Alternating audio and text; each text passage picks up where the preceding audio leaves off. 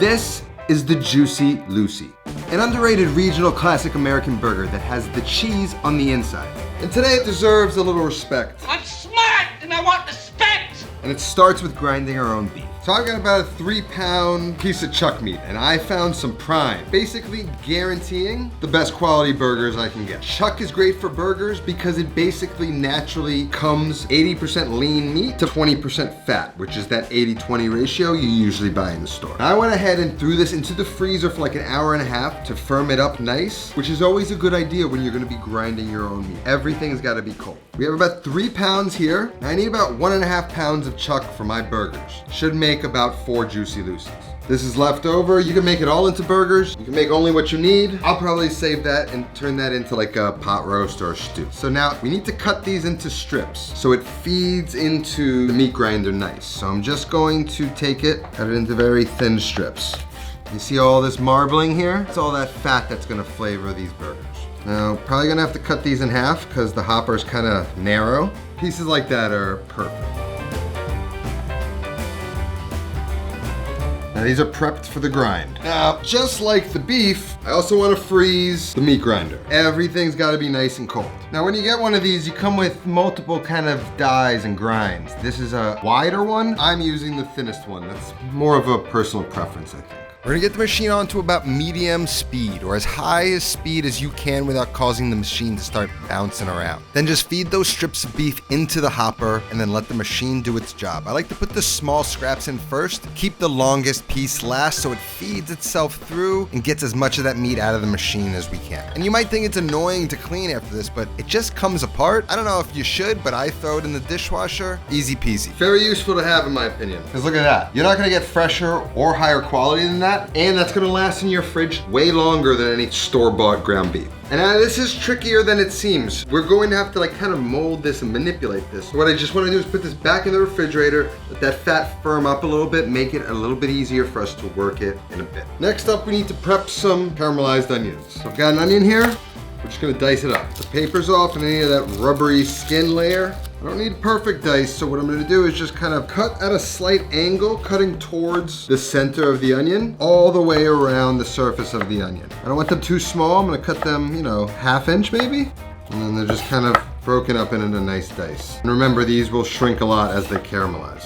So we got our diced onion. While I've got the knife out, just gonna prep the pickle for the burger at the end. Slice them into just little thick coins. Too thin and they kind of disappear. Always kosher dill. None of that bread and butter crap.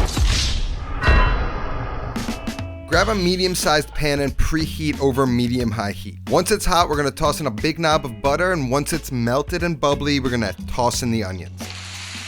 Get them tossed into that butter, let that heat get introduced to the onions, then hit them with a little bit of salt. In the beginning of this process, we're going to cook the onions more like fried onions. Higher heat, I'm looking to develop some color and for the char to begin.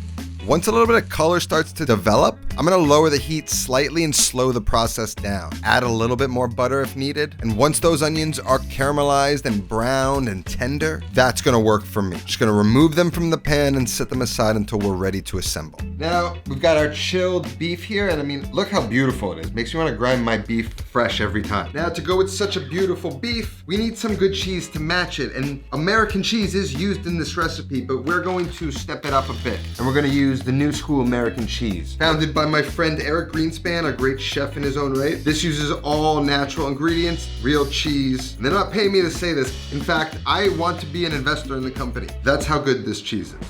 And speaking of Eric and this cheese, he and an incredible organization called Operation Barbecue Relief are on the ground in California right now, feeding first responders and displaced residents about 2,500 meals a day with the goal of ramping that up to 5,000 to 10,000 meals a day. So if you've got a few dollars to spare, this is an organization who I trust and they can use the help right now. Link is down in the description. Now back to the episode. Now I'm just gonna measure out 2.5 ounce balls of the ground beef, and I'm thinking I should get maybe 8. Now you don't have to weigh them, but I like to measure and know what's going on. And I did say 2.5 ounce balls, but let us never forget I'm severely dyslexic and horrible with numbers, and 6 ounces divided by 2 is 3 ounces, not 2.5, which is what these balls should be. Can you believe I've made it this far? So once you roll the balls, we have to smash them and fill them.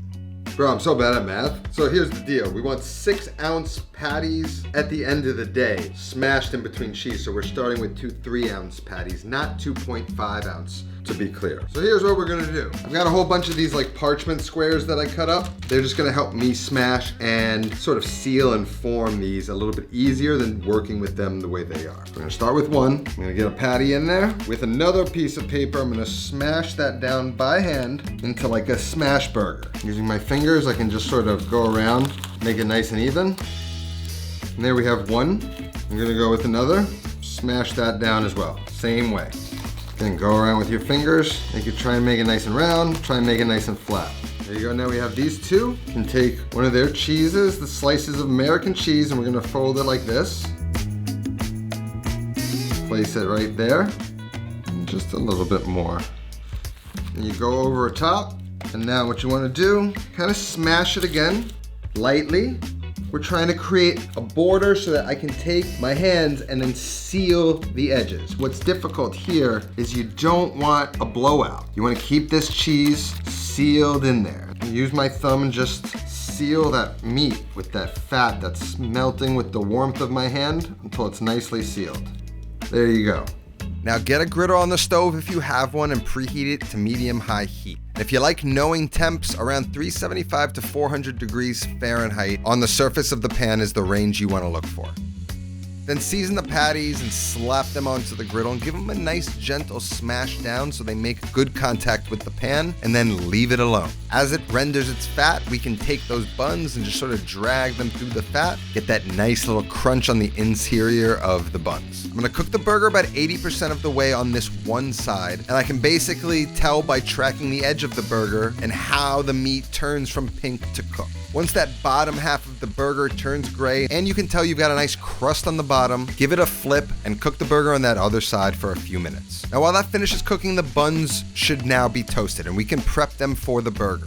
On the bottom bun, a layer of those sliced pickles, and then on top of that, a generous amount of onions. You could also add some mustard and ketchup. That would be classic as well. Now back to the burger, and remember, it's not as thick as a burger as it looks. It is stuffed, so it doesn't need as much time as you might think. It's been cooking for about 5 to 7 minutes, I'd say, and we can get it off the griddle, place it on that mound of onions, and then close that burger up. Slice it in half, and if we did our job, an actual volcano of gooey, high-quality American cheese should come oozing out.